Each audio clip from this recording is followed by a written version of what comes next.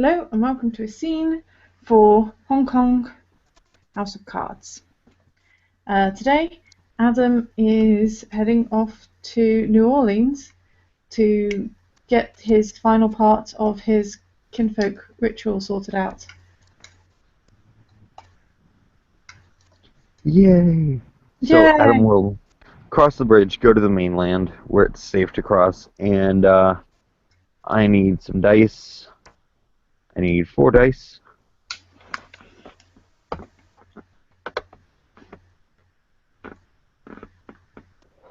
Do do do do. Papa.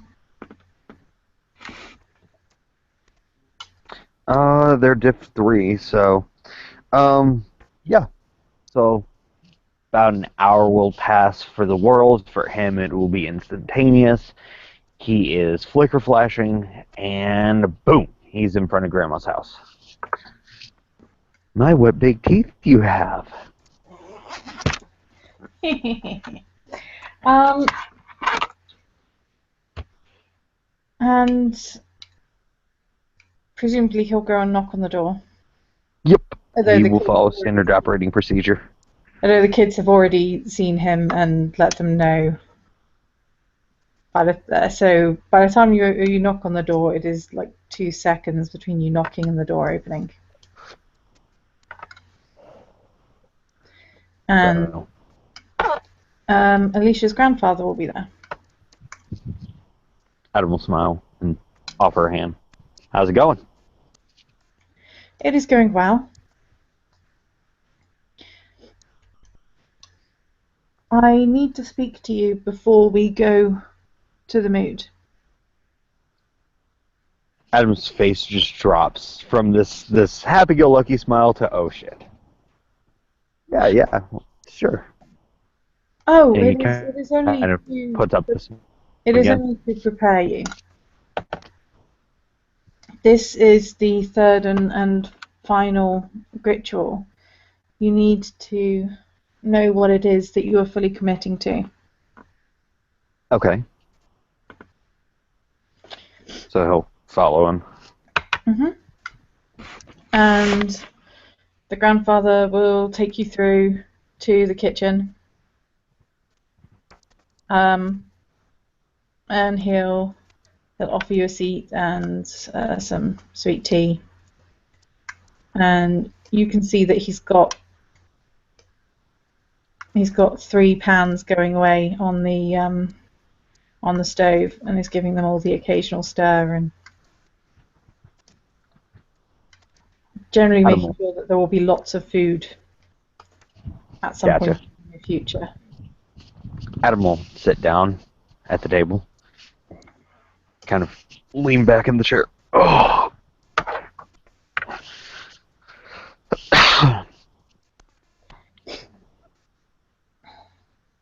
Take a drink of the tea. So, There are certain rules that the Garu need to follow. And as an extension of those rules, there are certain things that we as kinfolk need to support them in doing. he'll nod at this. Do you know the litany? Garulor 3. Yes, you know the litany. Okay, so he will recite off the litany. Which Will, as a player, doesn't know, but Will also has common sense on Adam's sheet. Mm-hmm. So Yeah. Well, we'll just assume that you recite them off. I do have them in front of me, but there's no point me reading them out for you to. Whilst they are less well established, for each of the rules that the Garu must follow, there is an aspect for which the kinfolk are also responsible.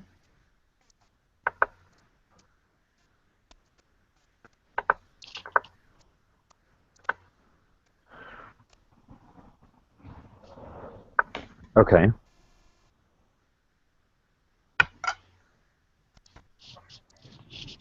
You will be asked later to state your understanding and your promises towards taking your part in the nation. It is not something Okay. that even the majority of kinfolk are required to generally recite or to know in great detail, them it being expected that having been raised in the nation, they will understand their responsibilities, whether it is in the form of rules or not. But as you have not been raised in the nation, you need to show that you understand them as well. He'll nod at this.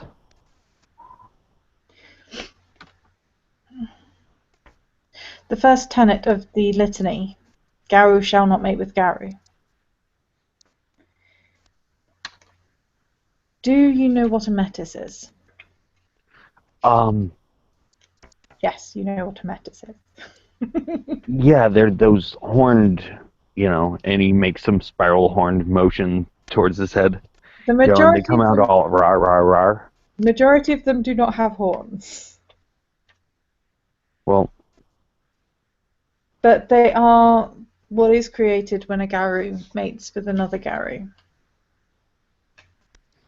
It is not their fault, but they are sterile. They have to be protected in the sept until, and the secrecy of them needs to be protected, for they are born neither human nor wolf. So this is why the Garu do not mate with Garu. Instead, they must mate with kinfolk.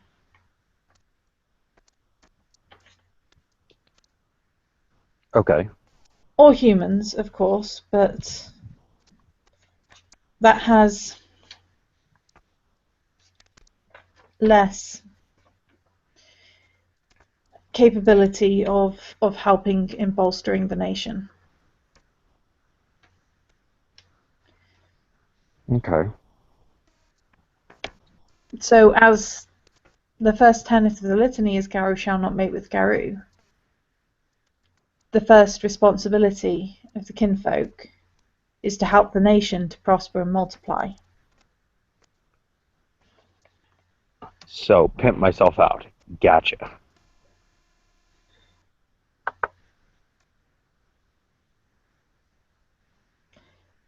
He's going to frown slightly, like you've just kind of taken what is supposed to be serious and are just not taking it seriously. Um, no, I'm simplifying. I'm trying to, and at the frown, he's like, no, I'm just, he looks away. Okay, so it's my job to provide Guru babies. Because Guru trying it with other Guru, it makes medicine, which is bad. Right? Kind of has this look of chagrin on his face.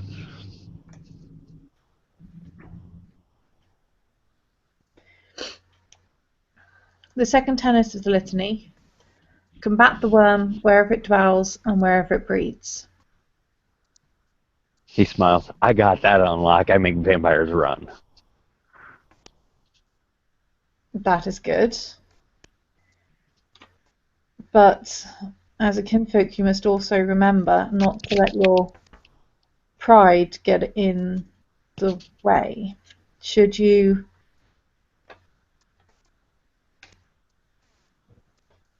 fall without letting the nation know of the danger, then you will fall in vain.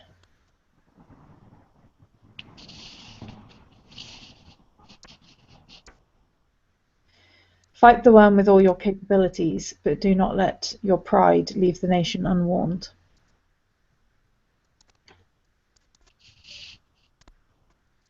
Adam will kind of sit up and nod and adjust in his seat.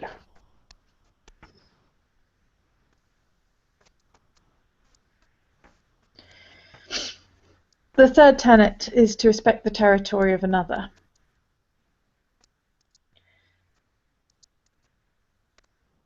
For the kinfolk, as much as we are our own people, we are part of the tribe. And encouraging other tribes to forget their respect is frowned upon. Meaning, and he kind of tilts his head. Among the children of Gaia, we tend to, well, we tend to believe that kinfolk have control over their own lives, that their loves are important. But some members of other tribes are less open to intertribal relationships. And whilst we tend to be rather accepting of people in multiple situations, causing trouble with the other tribes by attempting to acquire their kinfolk, shall we say.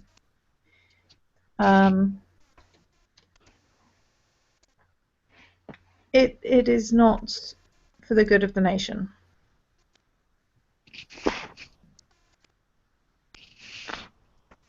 That's not to say that it's banned in any way, but it is important to remember that everyone has their own ways of looking at things. Okay. So, be respectful of other people's traditions, basically. Yes, but also remember your tribal allegiances and respect the allegiances of others. Come on with this. The Silver Fangs, for example, they frown a lot upon those who would mate outside the tribe. And as such, and as they value their breeding, if someone was to attempt a relationship with one of their kinfolk against the wishes of the tribe, it could raise problems. Okay.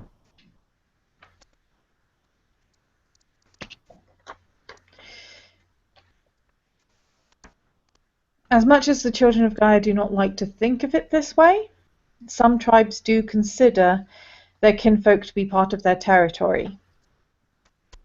And it is important that as members of our tribe and as members of the nation, we respect the territory of others, whether we agree with that definition or not.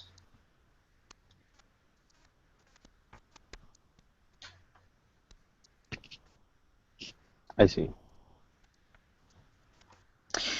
The fourth tenet of the litany is to accept an honourable surrender.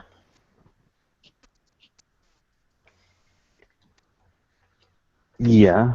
Now, this is important to remember for your protection and for the protection of others, that you know that that is an option.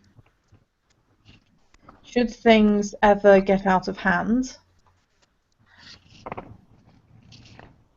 a properly bared throat at the right time can settle matters down a great deal, and things can then be discussed more calmly. Okay. The Garu are creatures of rage.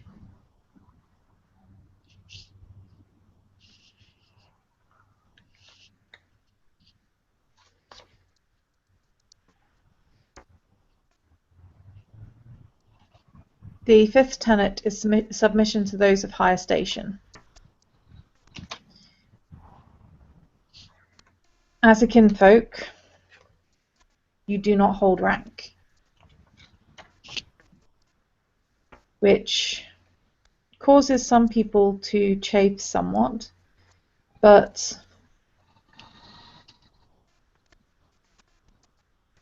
we must hope and trust that the Garu will work for the good of the nation, and that should they make demands of us, they will have their reasons for doing so.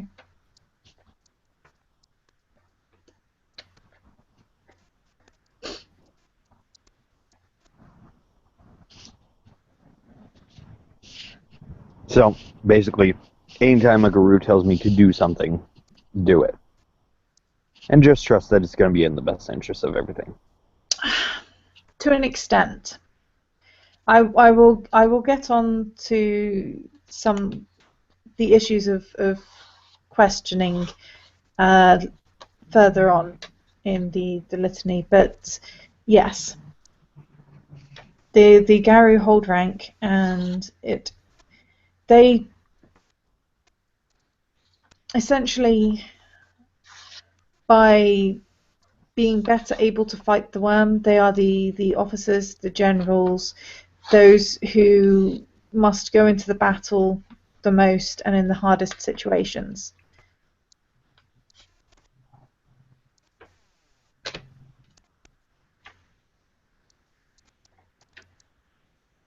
They have seen more of the darkness that is the worm than I hope you ever will.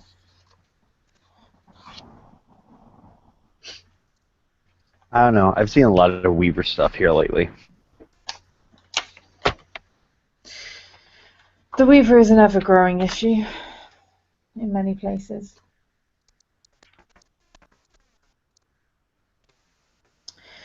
The first share of the kill for the greatest in station. Again, this is something that is reflected in the fact that the kinfolk do not hold rank. We have a greater ability to deal with the ordinary humans, to go amongst them, to hold down jobs, to acquire all of the things that are needed.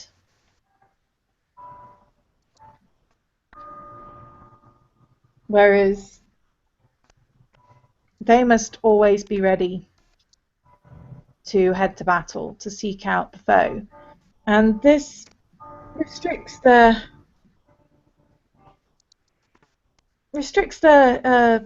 job prospects, shall we say. So it is important that we respect the greater needs of those with greater responsibilities. Not to mention, if you take it more literally, they do have a tendency to require more food. Yeah.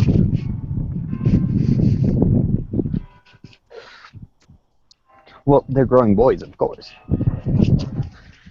He kind of smiles at this. Of course.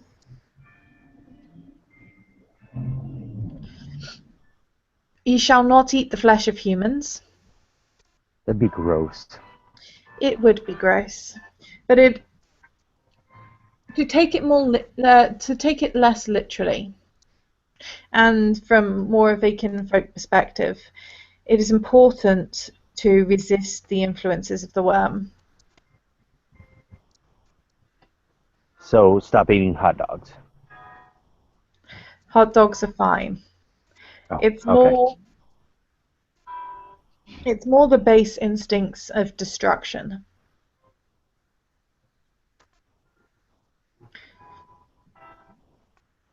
Just ensure that you are cleansed regularly and don't go polluting your environment, and you should be fine.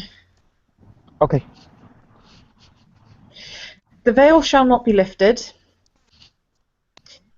That is one that is entirely the same for kinfolk as it is for Garu.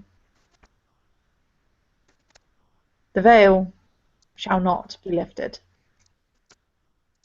You do not speak of what you are, what the Garu are, anything of the supernatural world to those who are not supernaturally inclined. Okay, so I can talk to other changelings about this. To a degree, that was the next thing I was about to say. If it is something that may expose the weakness of the Garu, may lead to action being taken against the nation, then that is obviously something you should not share. Discussing Okay. matters that are not a threat to the Garu, with For the example, changes moots. and so forth, that is perfectly acceptable. But if you discuss the details of our ceremonies, the ways in which our enemies could strike against us, things of that nature, it becomes somewhat more of a grey area regarding the supernaturals. But definitely don't tell the vampires. Definitely don't tell the vampires. Okay. Gotcha. Do not suffer thy people to tend thy sickness. As much as this is a part of the litany, it is one that the children of Gaia do not hold to as strictly as many others. The essential point of it is that you should strive not to be a burden upon the nation and upon your kin. But whilst others feel that this means that you must be independent and not rely upon others, or that you must walk off into the wilderness as age begins to come upon you, we prefer to interpret it as being that you should strive to do more for the nation than you take from it.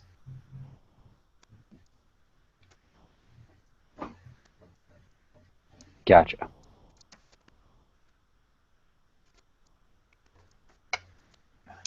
We still care for the aged and the infirm.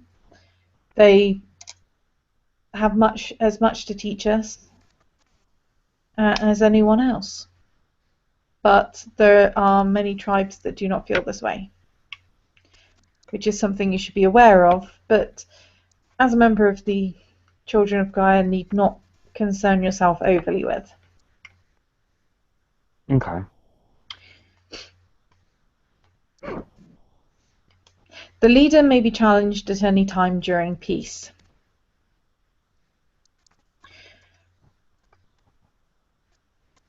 This is where the issue of questioning orders comes in. Whilst we do not hold the rank to challenge for leadership, we can question the decisions of others in order to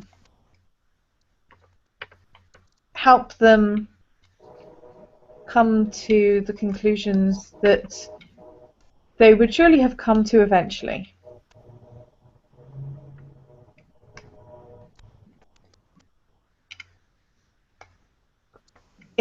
Okay. If you are ordered to do something and you feel that that is a bad idea, you are able to question that, to discuss the nature of the requests, and to attempt to give the nation what it needs in a way that might be more palatable. This being said, the leader may not be challenged during wartime. And when it is a matter of the battle, or when it is a matter of urgency, when something is needed,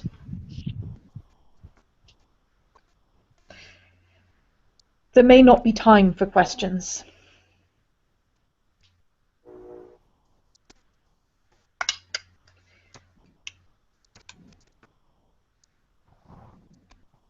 As you said earlier, we have to obey the orders of the Gary, but the urgency with which we do so, the methods that we use, the ways in which we go about it, these are all things that in times of peace are somewhat flexible. In times of war, it could cost someone their lives for you not to act.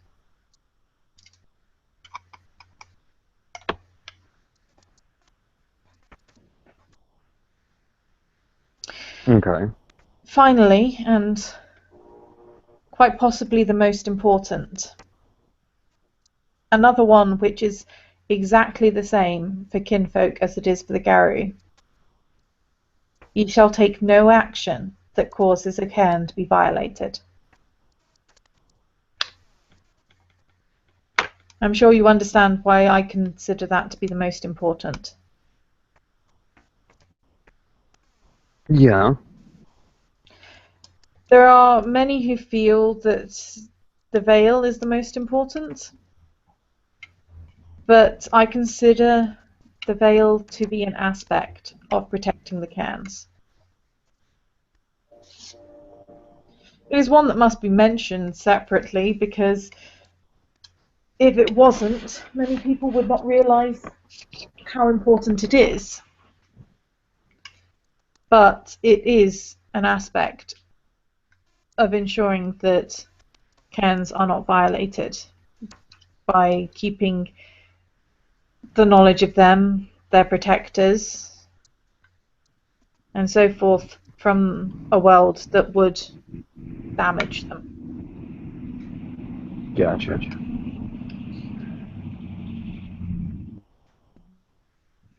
Do you feel you understand what it is to be kinfolk? Yes. And he kind of nods his head very matter of factly.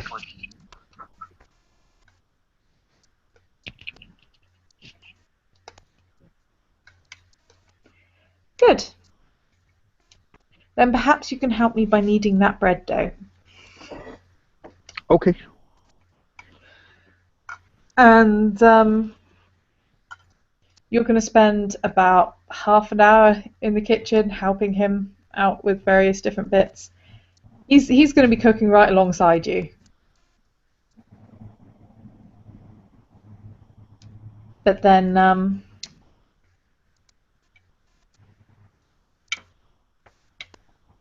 like I said, about half an hour later, Suddenly everyone shows up for food at the same time.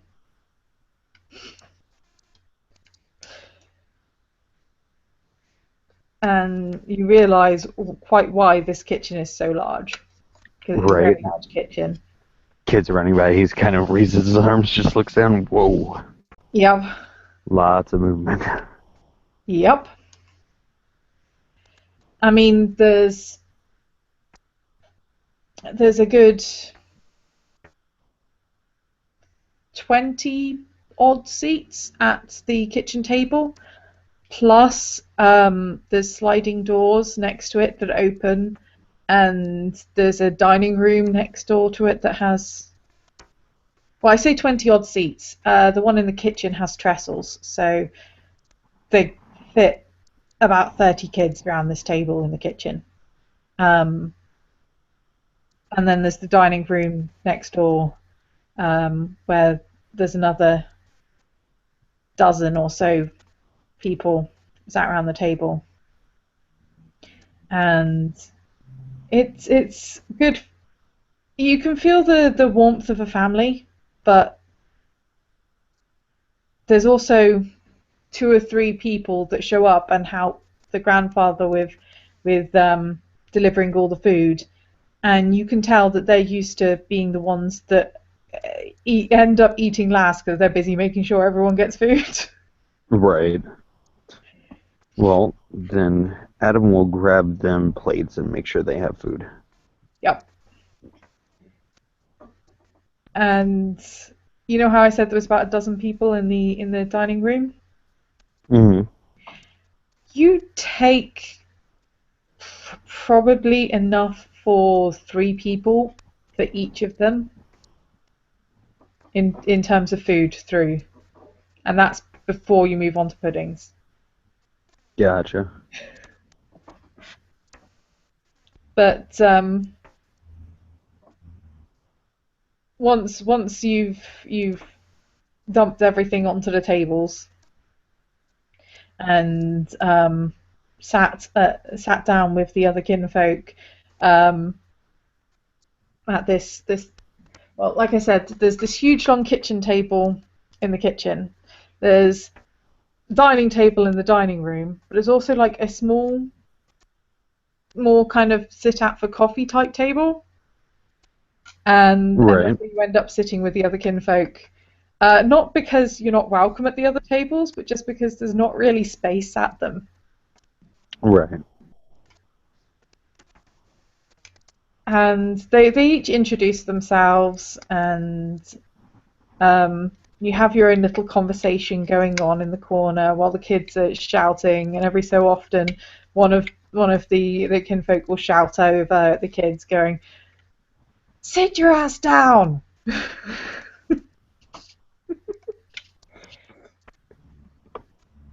He'll kind of look over and offer to the kinfolk in question, if you want the next one, I can make them sit. Thank you, but they do listen if you shout loud enough. The kid had sat back down again. He's just like I said, it's one of those big family gatherings. Right.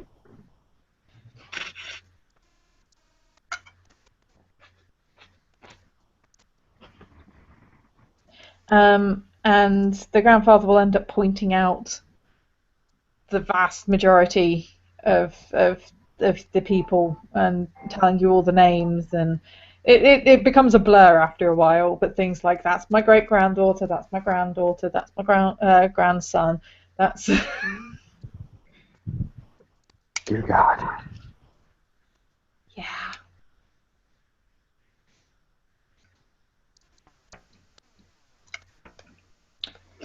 That's my step grandson. That's yeah. Okay. And it turns out that the people that appeared to help you serve all the food and are sitting at the table with you are mostly his daughters-in-law. Gotcha.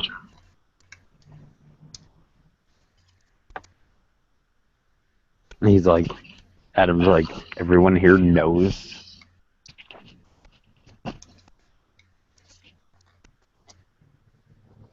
Everyone here knows. Okay.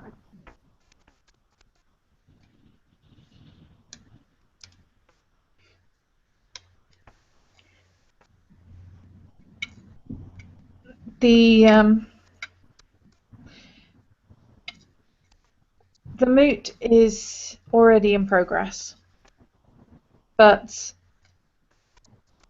it is important that the kin and some of the Garou that cannot attend that well, not so much cannot attend the moot as are needed to guard the Bourne in the absence of so many of the other Garou,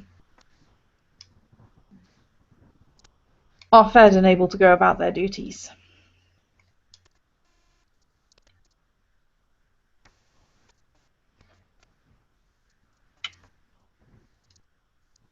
It reduces the amount of time that they must spend here and that the kinfolk on duty must be at the risk of attack. Gotcha.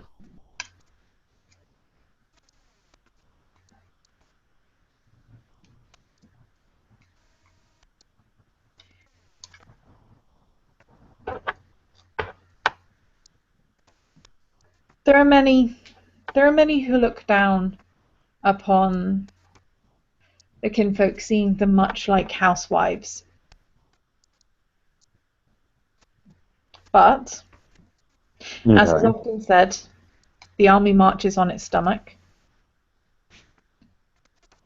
We all support the cause in the ways to which Gaia best suited us.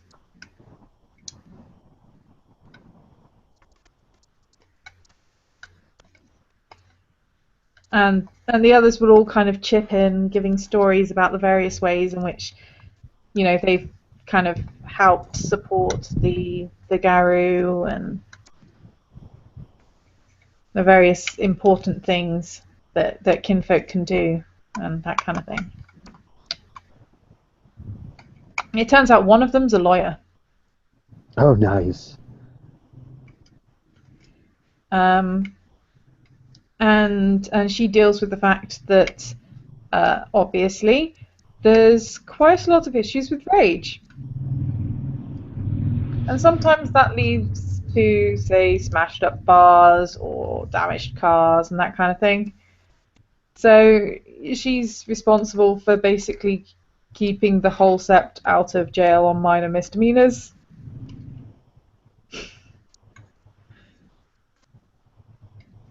And one of the others is one of the teachers at a special school. Not special in terms of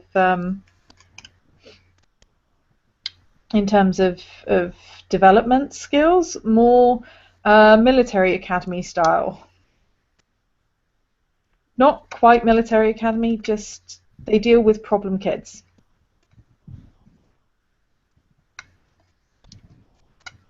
Because again, Okay. there are generally rage issues. Even before the change, a lot of them have rage issues. So basically, you end up having a nice meal, finding out a lot about kinfolk. Fair enough.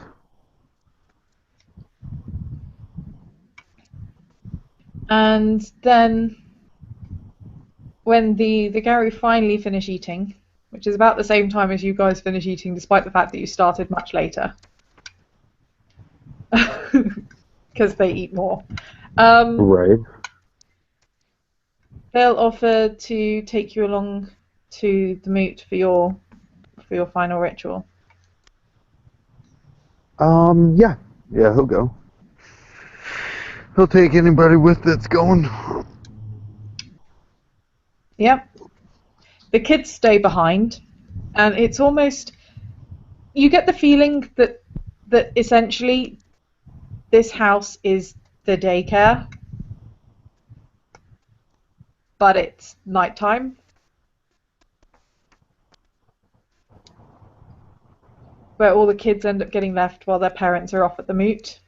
or protecting the Born and all that kind of stuff. You might notice that two of the Garu actually stay behind, but they don't seem to do much. They just kind of sit down and start watching TV while the kinfolk are busy dealing with the kids.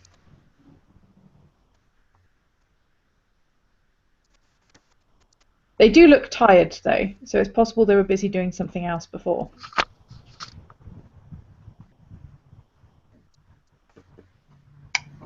And strangely enough, they're going to take you off into the bayou again. Okay. And one of them is going to push you through the gauntlet. And you can see the campfire. Obviously, there was no campfire in the real world, but there is a huge one going in the Umbra. And there's the whole circle thing going on again. And you're arriving kind of mid-discussion on something. Okay. Can I use perception empathy to determine what I'm walking into? Yes, you can. Okay, awesome. And I can't botch because it's empathy. Yay! I need 5 dice, please.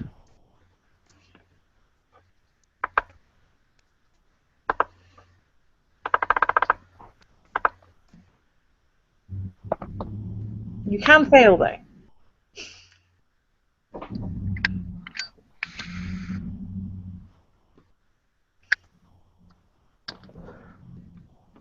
Ouch. Um, so you're not exactly sure what they're discussing, but everyone seems to be relatively calm about it. Okay. Um, the Garu will kind of walk up, tap one of the people that's already in the circle on the shoulder, gesture towards you, and then tell you to wait there, and they'll disappear off Um, and go to guard duties. The person whose shoulder they tapped was Alicia's grandmother.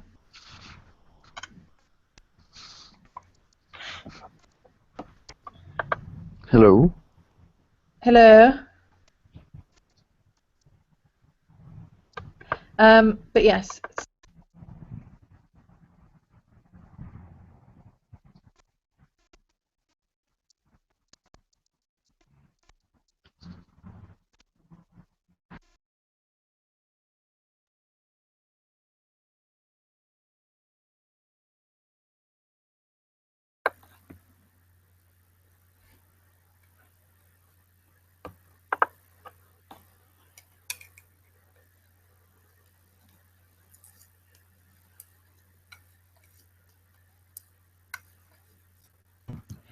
Hello. Sorry, where did I leave Okay, off? can you hear me now?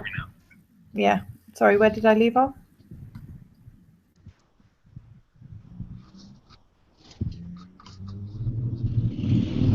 Hello? Hello. I can hear There we you. go. Where did I leave off? Um, you were like, yeah, you can't really determine what they're talking about, but everybody's calm. Yes. Um, the Garu that came with you are going to go and tap Alicia's grandmother on the shoulder because she's in the circle already. They'll gesture to you, and then they'll kind of suggest they'll kind of mutter, um, you stay here, and then they'll wander off to go go to the guard duty. You assume? Okay. So yeah, he'll kind of just stand there, look around, try and listen anymore, ear hustle a little bit. It seems like um, they're discussing whether a certain spirit should be helped or a different spirit should be helped, or whether just to stay out of it altogether. Gotcha. And the Alpha comes to the conclusion that the Keeper of the Green should go and investigate the matter, and that they will go with the Keeper of the Green's decision.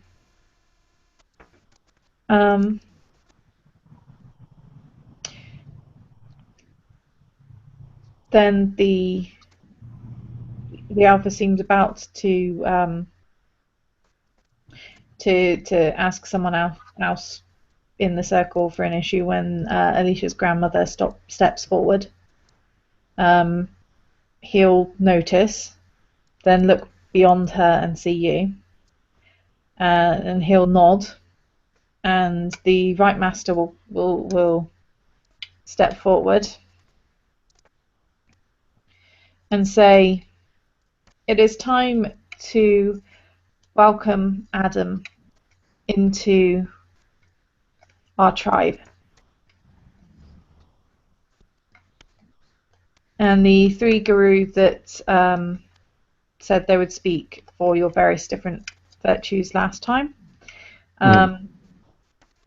step forward, and the Right Master takes your hand and leads you to face them. And kind of look at them. Each of them will use a single claw to draw a rune on their other hand, basically making a cut on their hand in the shape of a rune. Okay. And then they will place the cut onto somewhere on Adam. Alicia's grandmother will put it right on Adam's forehead. One of them will put it over Adam's chest. And the other will put it on Adam's right bicep. Okay.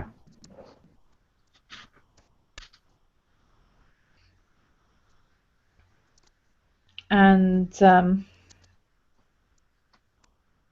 the Right Master will tell you, "You need to come before us naked and anointed in blood, as a child newborn." Gotcha. So, yeah, Adam will at that point strip down. "This is a newborn child of the children of Gaia. Newborn to our tribe, newborn to our ways, newborn to our kin." And everyone in the circle will howl, which sounds a bit odd coming from the ones that are in human form, but it's still this great big communal howl. But it feels, you know how a lot of the time when you hear a great big howl, it sounds threatening? Yeah. This feels more welcoming.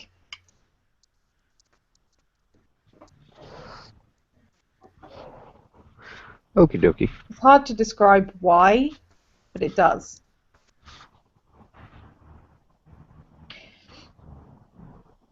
Are you ready to join the nation?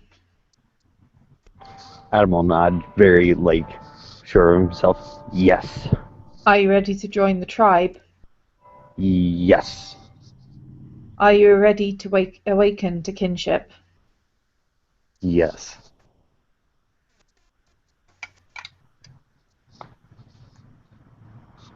And he'll let out this loud, long howl, which others will join in with, but it's very clear that they are backing him rather than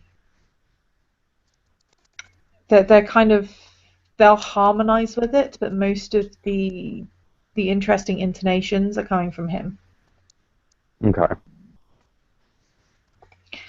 And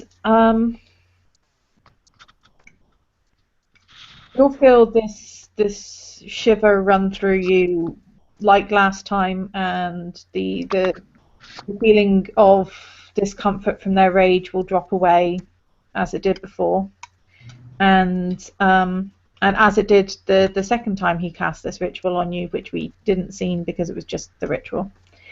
And then he's going to gesture to one of the younger members of the circle, who will scurry over to a table next to one of the trees near where the big food buffet, same as last time, is laid out. But he will bring a large gold goblet filled with water. Okay. And the Right Master will take it and will spill the water over you. It's a little chilly, but it's not that chilly. They've made some effort to keep it warm, but it's not shower temperature. Okie dokie. And it being nighttime, even with the water being warmed, you're going to get fairly cold fairly quickly. But while the youngster that the Right Master gestured to is doing that, he will be inscribing on the ground with his claws a circle and putting runes into the circle, and placing a apple into the center of the circle. And he'll let out another long howl again with some of the others. It's not everyone joining in, it's just some of the others joining in as backing. And the next thing you know, you can, because you're feeling quite cold, but the next thing you know, you can feel warmth on the back of your neck, like someone is breathing down the back of your neck. Okay. Right behind you. And you can hear breathing as well. It's like...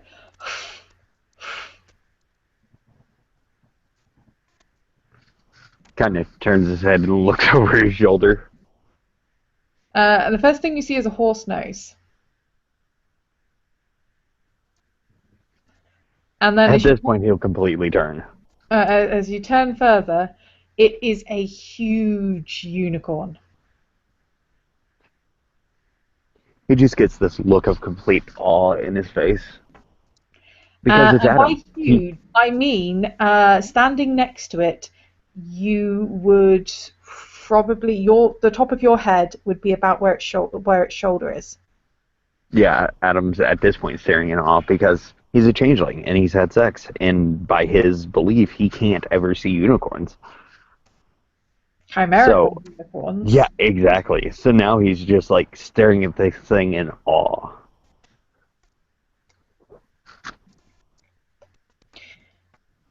And it's going to blow horsey breath into your face, which strangely smells sweet rather than kind of horse. Kind of bat his eyes and kind of reach forward real slow to kind of pet the thing. And it will let you. It will let you pet it gently. Yep. You wish to become a part of my tribe? Yes.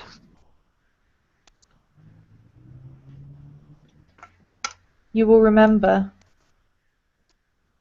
the purity in your soul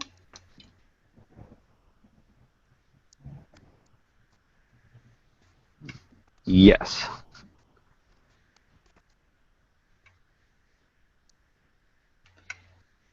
Then, welcome, be welcomed, and be merciful, even to those who you must destroy. He kind of tilts his head at this.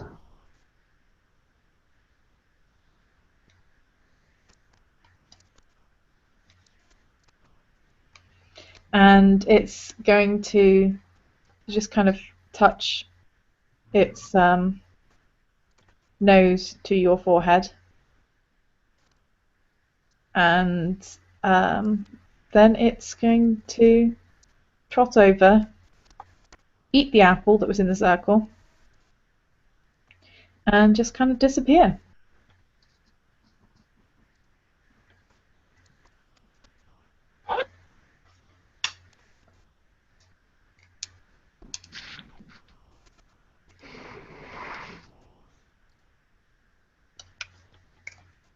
Adam And will kind of purse his lips together and nod. and obviously enough, you were probably focusing on the unicorn while Yeah. everything was going on. So you didn't really notice that the others had gone back to doing other things until, as the unicorn vanishes, you get a big warm blanket quilt draped around your shoulders. It's a patchwork quilt, and it is very warm given how cold you are at this point. Because even with the warm unicorn breath, you were still soaked in the middle of the night. But yeah, big warm blanket.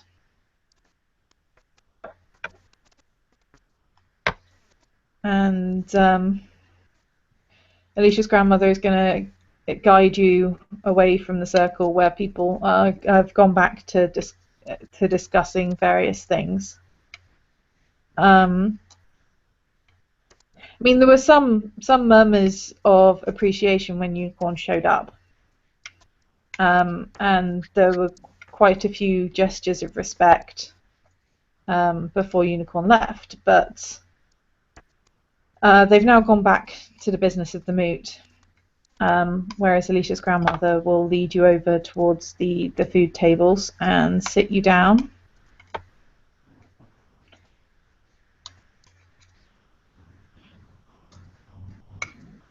And we'll put a big bowl of stew in front of you. Okay. No, not Um, stew, hot chocolate. Because you've already just had dinner, so hot chocolate. Just something to okay. warm you up after, standing in the cold. Yeah, he'll drink it. And one of the younger werewolves will kind of drop your clothes off next to you, and then hurry back to the circle.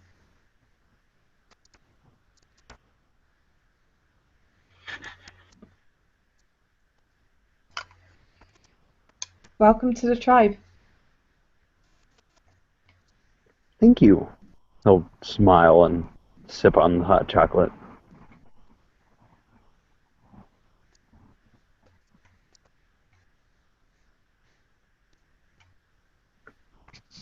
So, yeah.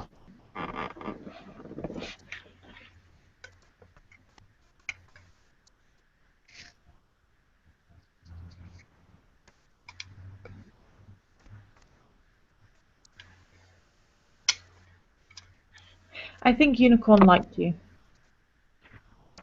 That's the first unicorn I've seen ever.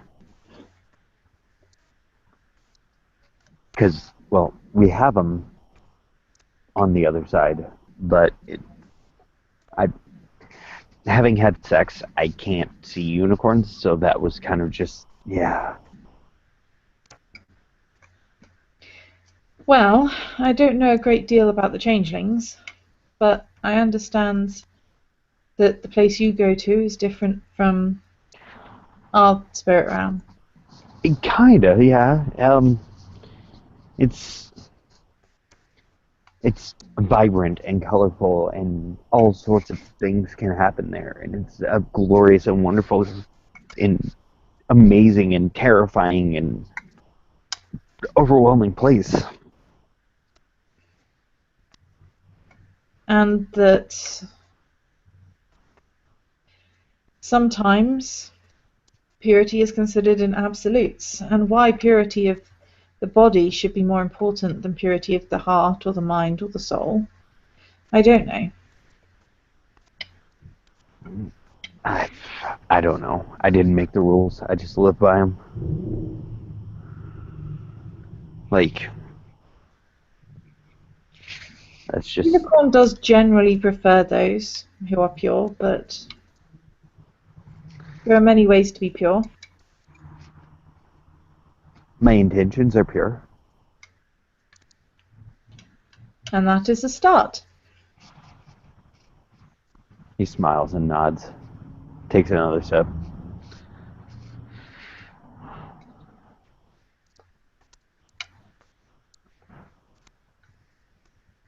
Unicorn is in fact known for skills at purifying things. Oh, I'm definitely gonna need purity when all of this is said and done. Do you feel you lack it? I feel there are times when I lack it. I feel there are times that I make rash decisions. And I feel that those decisions, while made in the best interest of what I believe to be the right thing, sometimes cause issues. That is a lack of wisdom, not a lack of purity. Yeah. I think I need wisdom. Yes, there was some reluctance in stepping forward to speak for that virtue.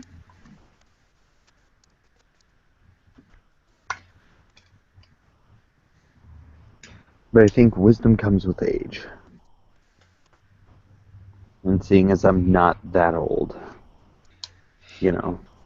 There are many who are young who are wise, and there are many who are old who are foolish. But it is something that is learned. It is learned with time, but how much time depends on the individual. Some people are always better at learning things more quickly than others.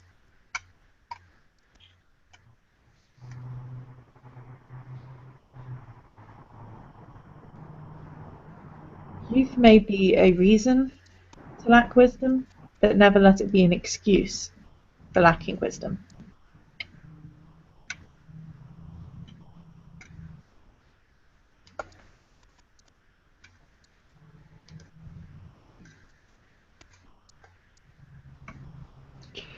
I don't believe in excuses. Not that I deal in absolutes, but I do not believe in excuses. Excuses are ways for people to make things that shouldn't be okay better. Something being the way it is, that is something that can be understood. Saying that it should remain that way is less so.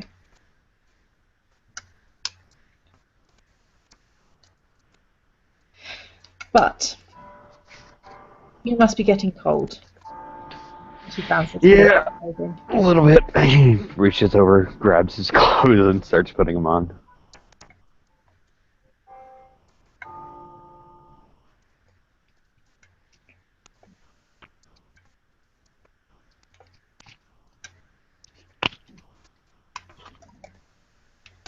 I'll take you back to the house.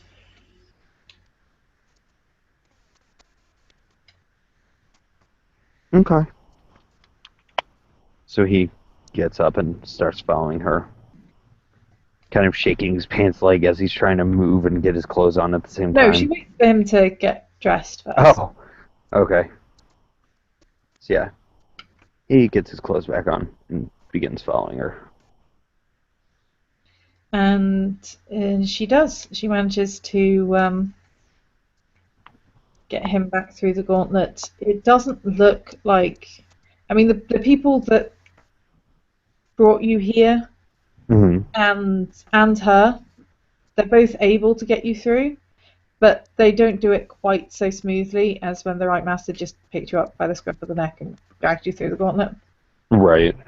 There's there's a feeling. Well, I mean, you've got hopscotch, so not hopscotch. You've got Wayfair, so you know that sometimes it feels like it goes more smoothly than other times without quite being able Right. to put your finger on how you know that. You get the feeling that they're not quite as good at it as the right master, but they do get you through. Fair enough. It kind of feels more like he just kind of grabbed you, yanked you, and you were there. With them, it's more like they kind of pull you through syrup, but you get to the other side. And it doesn't leave you feeling sticky, but you know what I mean. Right.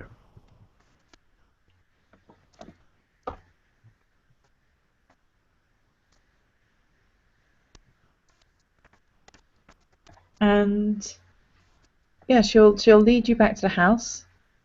Um, the kinfolk that are at the house will congratulate you. The two Garu that you saw that stayed behind earlier seem to be curled up asleep on the sofa. The kids have all been presumably tucked into various beds. Uh, Okay. but the kinfolk are still up and they congratulate you and they offer you some cake. And there's like a little cupcake with a single candle on it for you. Yeah, he'll take it and he'll eat it. Presumably you blow out the candle first. Yeah. Yeah, definitely blowing out that candle. No, I'm gonna eat fire.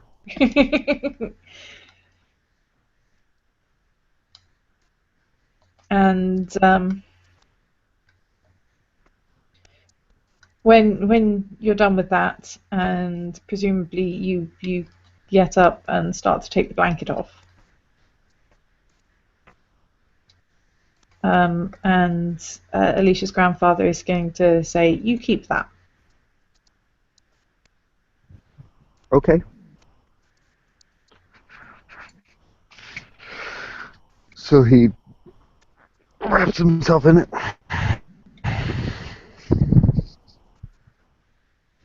And if there's anything else you want to discuss, then feel free. But basically, you are sorted. I think I'm pretty good to go. Okay. So then there, the scene will end.